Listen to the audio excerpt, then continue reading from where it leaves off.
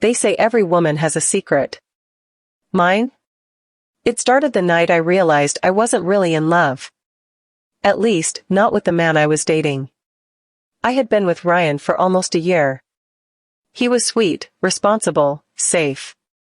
But somewhere deep inside me, there was something missing. Then came Arav, his best friend. Tall, quiet, the kind of man who didn't try to impress, but still managed to steal the air from the room. The first time he looked at me, it wasn't casual. It wasn't friendly. It was deep, like he saw through the smile I wore for Ryan. I ignored it, at first. I told myself it was just my imagination. But that look stayed with me. Days passed. Then weeks. And each time we met, the silence between us spoke louder. I'd catch him watching me when no one else did. And maybe I started looking too. Then came that night.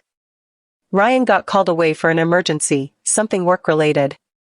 We had all been hanging out at my place. And he turned to Arav with a laugh and said, "Bro, don't let her get bored. I'll be back in an hour." That 1 hour changed everything.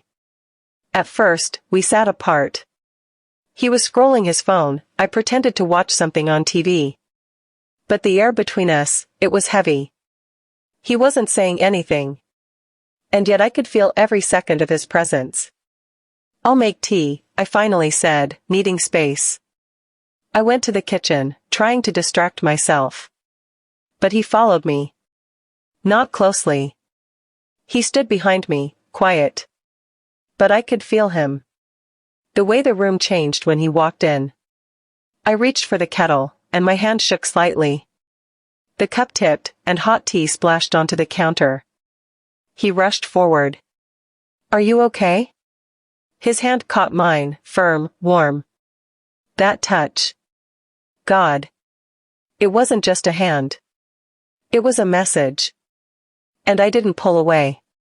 My back was against the counter now. His body just inches away. I looked up at him, and he was already looking down. Neither of us said a word. But something passed between us. Something neither of us could take back. His hand moved to my waist. Slow. Careful. Giving me time to stop him. But I didn't want to. I should have. I know I should have. But in that moment, every part of me screamed yes. When his lips touched my neck, I didn't flinch. When his fingers brushed the skin under my shirt, I leaned into him. It wasn't planned. It wasn't logical. But it was real. So real, it made everything else in my life feel fake. We didn't go too far that night. No clothes came off. But something deeper was stripped away. The line between loyalty and desire. And when Ryan returned, we acted like nothing had happened. We smiled. We laughed. But inside, we knew. The next day, Arav didn't text. Neither did I. And yet, I think of that moment every time I'm alone. I still love Ryan, maybe. But not the way I felt seen by Arav. He was just a friend.